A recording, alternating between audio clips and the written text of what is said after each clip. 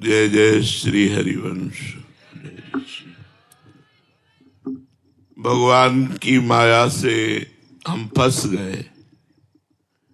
हमारा जो स्वरूप है वो अविनाशी है, सुखमय है, आनंदमय है, नित्य है, एक है। अब हम अनेकता में, अनित्यता में, नाशवान शरीर में फंस गए। इसी से मुक्त होने के लिए हमको एक मनुष्य शरीर मिला है। जो हमारा स्वरूप है वो नैनम छिन्दन्ति सहस्राणि नैनम दहति पावकः न चैनम क्लेदयन्त्यापो न शोषयति मारुतः। अग्नेयास्त्र की भी सामर्थ्य नहीं कि मुझे जला सके, वायुआस्त्र, वरुणास्त्र, इनकी ताकत नहीं कि वो हमें छू सके। नैनम छिन्दन्ति सहस्राणि और नैनम दहति पावका, आग की भी ताकत नहीं कि मुझे जला सके, पानी की ताकत नहीं कि मुझे डुबो सके, वायु की ताकत नहीं कि मुझे सुखा सके। ऐसा तो मेरा स्वरूप है।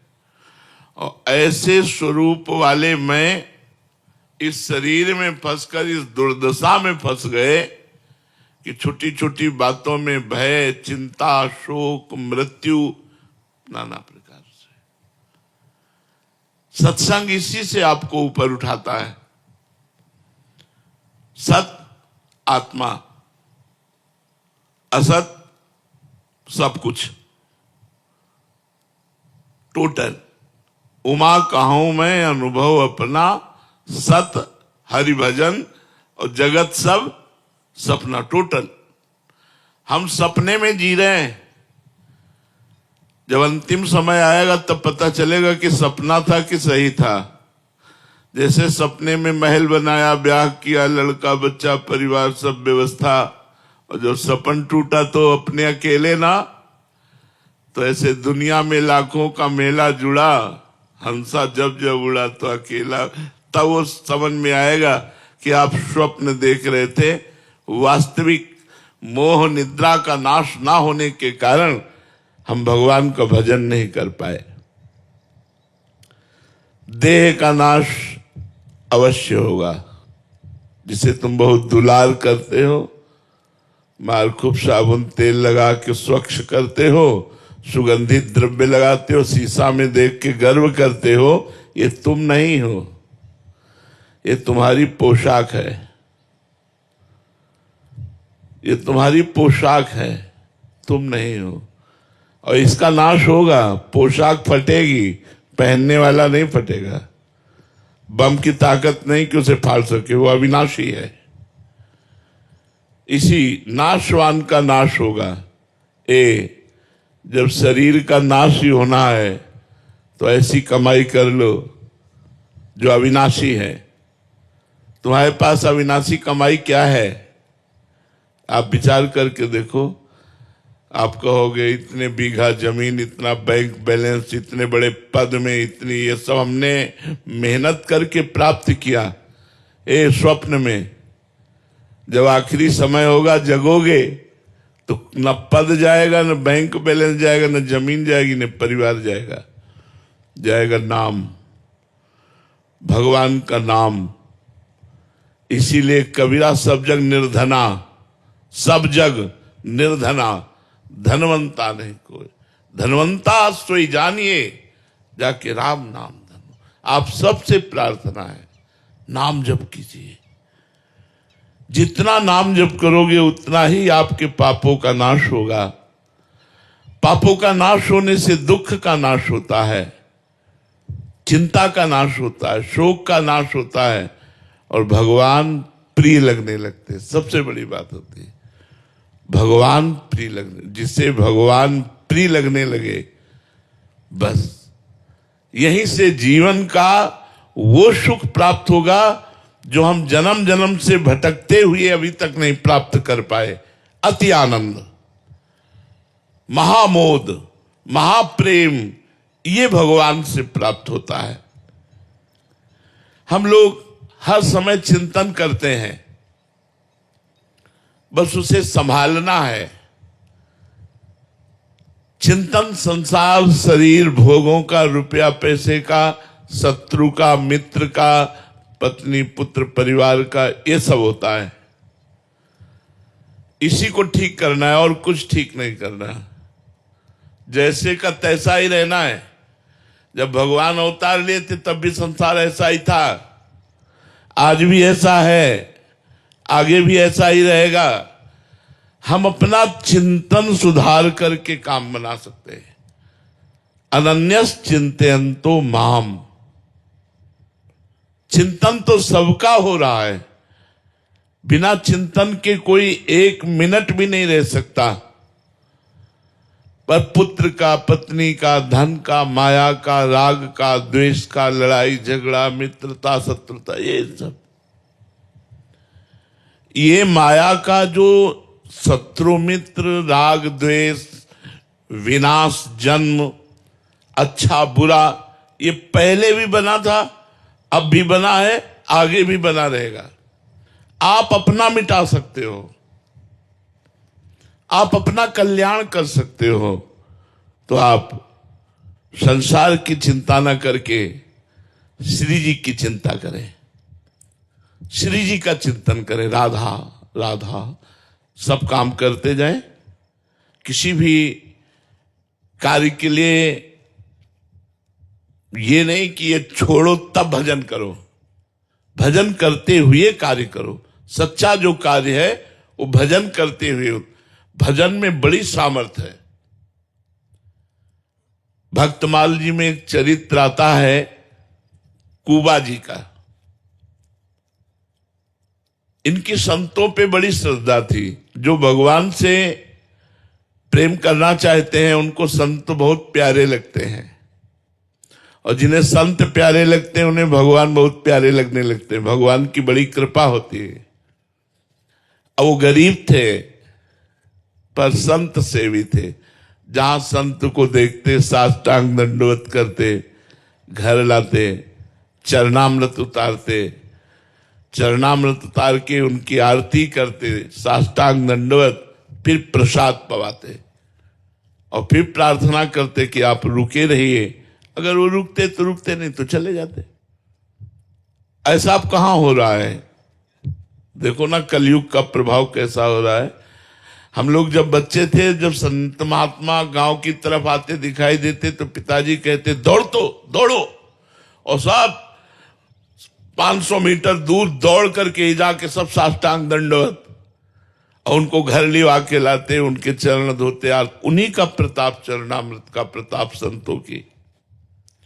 एक दिन 50 संतों की मंडली आ गई कुबा जी के यहां, और जिसे आज की भाषा में मजदूरी कहते हैं, वो मजदूरी करके अपने परिवार का पोषण करते थे। तो एक दो संत को पवाने की तो सुविधा हो सकती है, लेकिन 50 संत, और गरीब को कोई उधार भी नहीं देता। पड़ोसी से भी मांगो तो दरवाजा बंद ही कर लेगा। देखो ना, सुदामा जी को चावल भी नहीं दिए थे, टूटे हुए चावल के कण दिए थे। कुबा जी ने बहुत प्रयास किया कि आज हमारे यहां संत आए हैं और संत भूखा न चला जाए। ये बड़ी मर्यादा है गृहस्थ की, कि कोई दरवाजे से भूखा न जाए। जैसे आपके दरवाजे कोई आया है, राधे श्याम आवाज दे रहा है, आप निकलिए। 3 बातें तो आप सबको दीजिए। पहला मृदु वचन, राधे श्याम राधे श्याम। दूसरा आसन, आइए बैठिए। तीसरा पानी, जल पिएंगे आप? अब वो कह रहा मुझे 5,000 रुपया चाहिए। अब इस पर आपकी छूट है, आपका विवेक काम करे। आपके पास है तो दे दीजिए, नहीं तो नहीं दीजिए। फिर आपको कोई अपराध नहीं लगेगा। नहीं, अतिथि अपमान का अपराध लगता है। जैसे आपके दरवाजे कोई आया और बोला राधे श्याम, हमने कहा भाग जाओ, वो तो भाग जाएगा, लेकिन तुम्हारे पुण्य भी भाग जाएंगे, तुम्हारे पुण्य भी नष्ट हो जाएंगे। और कहीं संत, तो देखो हम इसीलिए छूट दे के बात कर रहे हैं कि 3 बातें आप सबका सम्मान कर सकते हैं तो आपको अपराध नहीं लगेगा। मृदु वचन, आसन और जल, ये किसी को भी दे सकते हैं। जरूरी नहीं गेट के अंदर लाना है, बाहर ही दे सकते हैं। कुर्सी डाल दी, ऐसे आसन डाल दिया, आप बैठिए। अब भोजन पाएंगे आप? नहीं, हमें रुपया चाहिए। किस लिए? प्रश्न बनता है, किस लिए? बोले हमको अमुक कार्य कराना है, हमारी सामर्थ्य नहीं है या हमारी श्रद्धा नहीं है। दोनों बातें आप कह सकते हो, कोई अपराध नहीं लगेगा, लेकिन अनादर नहीं। वो तो भाग जाएगा लेकिन तुम्हारे पुण्य भी नष्ट हो जाएंगे। और कुबा जी के यहां तो संत आए थे और कुबा जी स्वयं में महान संत थे। अब संत की महिमा को जानता है, अब संत भूखे चले जाएं, ये बड़ी समस्या। तो एक सेठ जी राजी हुए कि हम तुम्हारे संतों को भोजन करा देंगे, तुम हमारा कुआं खोद देना। 50-60 हाथ नीचे जल निकलता। उन्होंने कहा हम और पत्नी मिलकर दोनों जरूर आपका कुआं खोद देंगे, आज आप हमें दाल चावल घी बूरा दीजिए, जिससे संतों की सेवा। खूब संतों को पवाया, संत भगवान नाम कीर्तन करते हुए प्रसाद पाए, जय जयकार हुई और वो गए। कुबा जी 1 मिनट भी नाम नहीं छोड़ते थे, ये खास बात थी उनकी। सेठ के कथनानुसार कुआं शुरू किया खोदना। राम जी के भक्त थे तो एक फावड़ा मारते, राम उठा करके तसले पे देते, वो उनकी पत्नी कहती राम, और वैसे हर फावड़े पे नाम, हर तसले पे नाम। अब 20-30 हाथ कुआं खुद गया। अब नीचे बालू वाली मिट्टी थी, उसके लिए सपोर्ट चाहिए, लकड़ी आदि का सपोर्ट करके फिर खोदा जाता है। अब वो गरीब आदमी जो ही नीचे खोदे से ऊपर की मिट्टी, पत्नी ऊपर थी जो तसले से बाल्टियों से मिट्टी खींचती थी, और कुबा जी नीचे से कुंतलों टनों मिट्टी ऊपर उनके आ गई।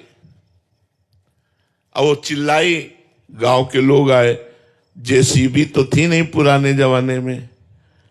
अब वो बोले यार हटाते हटाते तो मर ही जाएंगे, तो हटाने का श्रम क्यों करे, और उसको पूर दिया गया। और सेठ ने कुछ ले देकर उनकी पत्नी को राजी कर दिया। और बात, एक भक्त संत के उदर के पोषण के लिए किसी से इतना बड़ा वादा, तो देखो भगवान कितने रक्षक हैं। 1 महीना हो गया, भगवान के बातों को आप लोग आश्चर्य में मानकर, या ऐसा कि कोई कथा है, आश्चर्य मत मानो। यदि भगवान का भक्त है तो कुछ भी हो सकता है। एक राजा की सवारी वहां से निकली तो उनको सुनाई दिया राम राम राम। तो राजा ने कहा ये आवाज इतनी मधुर और प्रेम भरी है, ये किस संत की आ रही? आसपास कोई आवाज का लक्ष्य करके गए तो जहां कुआं था वहां से आवाज आ रही थी, राम राम राम। बोले महाराज यहां से आ रही। लोगों से पूछा, लोगों ने बताया 1 महीना पहले कुबा जी इसमें दफन हो गए, वो खोदते हुए। तो ऐसा उन्होंने कहा खोदो। अब वो राज सैनिक लगे, कुआं खोदा। जहां कुबा जी बैठे थे वहां एक गुफा बन गई थी। कुबा जी को बिल्कुल कोई चोट नहीं, कोई परेशानी नहीं, श्वास लेने में कोई परेशानी नहीं, करतुम अकर्तुम अन्यथा कर, जो गर्भ में हमको हमारी रक्षा की, वो रक्षा करने वाले भगवान। एक शीतल झारी जल की रखी थी और सुंदर भोजन रखा था, और वो चिदानंद भोजन जिससे मलमूत्र न बने। कुबा जी को निकाला गया, कहा गया कि 1 महीना आप नीचे रहे, आपको कोई कष्ट? बोले बिल्कुल कष्ट नहीं, सीताराम जी साथ थे। केवल 1 महीना ऐसे बैठे रहने से उनके थोड़ा तो इसीलिए केवल राम जी नाम उनका था, तो कुबा केवल राम जी नाम उनका रख दिया गया। भगवान के नाम में इतने सामर्थ्य, प्रहलाद जी को कितना कष्ट दिया गया, कोई कष्ट प्रहलाद जी को नहीं व्याप्त हुआ। इसलिए चिंता मत करो, अनन्यस चिंतयन्तो माम ये जनाः पर्युपासते तेषां नित्याभियुक्तानां योगक्षेमं वहाम्यहम्। भगवान कह रहे हैं योग और क्षेम का वाहन मैं करूंगा, तुम केवल मेरा अनन्य चिंतन करो। ये तीन बातें भक्त के हृदय में अवश्य आ जानी चाहिए। एक तो नाम जप करते हुए भगवान की कृपा पर विश्वास। नाम जप चलना पहला कर्तव्य है, और साथ में विश्वास की भगवान की हम पर विशेष कृपा है। नाम जप करते हुए भगवान की कृपा पर विश्वास, और दूसरा शरीर मरेगा मैं नहीं, पर शरीर तो मरेगा, अर्थात मृत्यु का चिंतन। मरना है यार। आप सोचेंगे कि मरना सोचना कितना कष्टप्रद है। भजन बढ़ता है कि कहीं आपका विस्मरण होकर शरीर न छूटे, आपके स्मरण में छूटे। एक घबराहट बनी रहती है कि शरीर कभी भी छूट सकता है, नाम न छूटने पावे, भजन न छूटने पावे। शरीर की मृत्यु निश्चित है, इसलिए भगवान का निरंतर नाम जप करते हुए भगवान की कृपा पर विश्वास। और तीसरा है भजन करते हुए आए हुए दुख सुख को भजन से ना जोड़ना, उसे प्रारब्ध से मानना। हमारा बुरा प्रारब्ध है तो हम उसे भोग रहे हैं, अच्छा प्रारब्ध है तो उसे भोग रहे हैं। लेकिन जो भजन कर रहे हैं ये हमारे संचित कर्मों को और क्रियमाण को संभालेगा। प्रारब्ध को भोग लेंगे, संचित भस्म हो जाएंगे, क्रियमाण निष्प्रभावित हो जाएंगे, और इसी जन्म में भगवत प्राप्ति हो जाएगी। जब हमारा मन बुरी भावनाओं की तरफ जाए तो नाम जप में मन नहीं लगता, इसलिए नाम कीर्तन करना चाहिए। पर उस समय मन मौन रहने की बात सोचेगा नाम कीर्तन करने की। अगर नाम कीर्तन करो तो बच जाओगे। अगर बुरी भावना आ रही, आप राधा राधा राधा राधा राधा चिल्लाने लगे, तो देख लेना बुरी भावना आप पर शासन नहीं कर पाएगी। पर जब बुरी भावना आती है तो नाम छूट जाता है, भगवान का विस्मरण हो जाता है, और उसी के चिंतन में ध्यायतो विषयान् पुंसान् संगास्ते सुपजायते, उसका चिंतन करना, उसको भोगने की चेष्टा करना, ये दो बातें रह जाती हैं। अगर हम नाम कीर्तन करें तो दोनों बातें शांत हो जाएंगी और भगवान की तरफ हमारा मन लग जाएगा। संसार में जितनी घटनाएं घटती हैं वो पहले से निश्चित है, कोई नई नहीं, इसलिए डरो मत। जो होना है वो होगा, जो नहीं होना वो हो ही नहीं सकता, हो ही नहीं सकता। जो होना है उसे कोई रोक नहीं सकता। एक ज्योतिषाचार्य थे, तो बहुत ज्योतिष का पक्का ज्ञान था, तो सबकी कुंडली बनाते थे। तो एक दिन उन्होंने सोचा अपनी कुंडली भी तो देख लें। तो उन्होंने अपनी कुंडली में देखा कि मगरमच्छ से मृत्यु है। यह निश्चित है। जैसे राजा परीक्षित का जन्म हुआ तो जन्म होते ही ब्रह्म ऋषियों ने बता दिया था कि इनकी तक्षक सर्प के काटने से मृत्यु होगी, भागवत में लिखा हुआ है। उन्होंने ज्योतिष के द्वारा देखा कि उनकी मगरमच्छ से मृत्यु होगी। उन्होंने अपना घर द्वार बेच दिया और रेगिस्तान में जाकर के वहां रहे कि जहां पानी नहीं तो मगरमच्छ कहां, जहां पानी की समस्या है वहां मगरमच्छ कहां। अब ज्योतिषाचार्य थे, उनका बड़ा यश बढ़ा, लोग धीरे धीरे वो यश राजा के काज में पहुंचा। उस समय राजा लोगों का शासन था। राजा ने उनको अपना राज पुरोहित बना लिया। बड़े मजे, राज पुरोहित बन गए। जिस वर्ष राज पुरोहित बने उसी वर्ष लड़का हुआ। अब तो राज पुरोहित का और सम्मान कि पंडित जी के आगमन से ही शुभ काम, सबसे बढ़िया काम, पुत्र हुआ, राजकुमार हुआ। कई वर्षों बाद कुंभ पड़ता है। अब जब प्रयागराज का कुंभ आया तो राजा ने तैयारी की और छोटे राजकुमार को भी साथ, पंडित जी से कहा आप कुल पुरोहित हो, मंत्र उच्चारण तो आप ही करोगे। उनका महाराज प्रयागराज नहीं जा सकते हम तीर्थ। बोले क्यों? बोले मगरमच्छ से हमारी मृत्यु है, हम जल के समीप नहीं जा सकते। तो उनका तुम चिंता मत करो, गंगा में इधर जाल, यमुना में जाल, बीच का जल छनवा देंगे, नौका से सैनिक रहेंगे, बिल्कुल भय करने की जरूरत। उनका नहीं, अब राज आज्ञा, जबरदस्ती उनको जाना पड़ा। जब गए तो लड़का भी जल में, राजा भी जल में। पंडित जी बोले हम बाहर से गड़ा नाम तो गणपति गंगवा, बोलना यहां तक आओ। जैसी हो भवतव्यता तैसी बने सहाय, आप ना आवे ताय पे ताय। मगरमच्छ आया, पंडित जी को लील के चला गया, न सैनिक न जाल न कुछ, कोई रोक नहीं पाया। जो होना है हो के रहेगा, जो नहीं होना वो हो नहीं सकता। इसलिए बेफिक्र होकर के राधा राधा नाम जप करो। भगवान नाम जप से समस्त समस्याओं का समाधान, समस्त कामनाओं की पूर्ति और भगवत प्राप्ति भी हो जाती है।